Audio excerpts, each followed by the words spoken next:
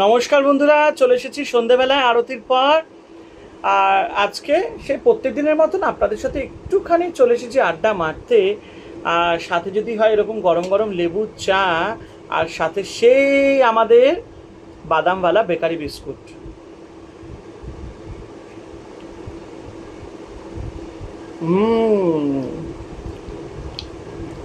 Just ফাটাফাটি।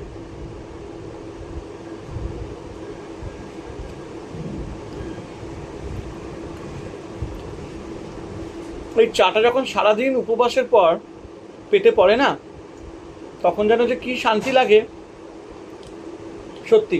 আর এই bakery বিস্কুটগুলো দারুণ লাগে খেতে।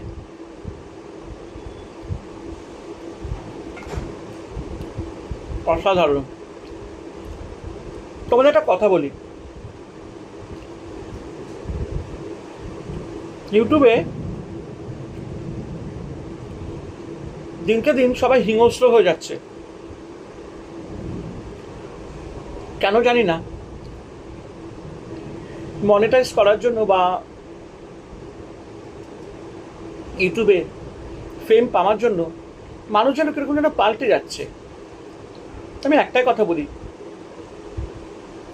নিজের মতন করো, নিজের মতন করে ভিডিও করো, নিজের মতন করে কথা বলো। তোমার ভেতরে যে প্রতিভাটা আছে সেটা দেখাও না, দেখবে ভাল লাগবে।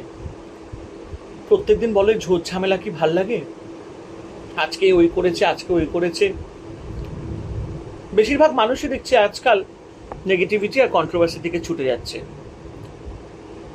যদি আমরা একটু ভালো কিছু করে দেখাই বা ভালো কিছু দেখি, তাই তো ভালো থাকবো। আর এইসব কন্ট্রোভার্সি, নেগেটিভিটি, সব কনস্পিরেসি দেখলে যেন কিরকম একটা যেন নেগেটিভিটি, যেন মনে যেন কিরকম একটা ভয় ভয় আতঙ্ক ছড়িয়ে যায় না? কেন তার মধ্যে থাকবো? নিজেদেরই কত ঝামেলা পরিবারে, আবার অন্যের ঝামেলায় থেকে কি লাভ বলো? তার থেকে যদি ভালো কিছু দেখি, ভালো কিছু যদি সেখান থেকে যদি শিখতে পারি, তাহলে তো ভালো। চাটা খাই। আমি জানি আমার এই ঘ্যান ঘ্যানানি প্যান প্যানানি কারোর ভালো লাগবে না, কিন্তু তাও বলবো একটু হ্যাপি থাকার চেষ্টা করো, দেখবে ভালো থাকবে। খাওয়া দাওয়া করো, ঘোরো ফেরো, একটু তীর্থস্থান করো, বই পড়ো, তাই না?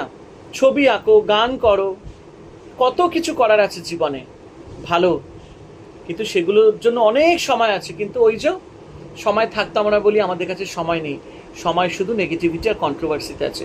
সেখান থেকে বেরিয়ে আসার চেষ্টা করো। বি পজিটিভ, ভালো থাকবে দেখবে।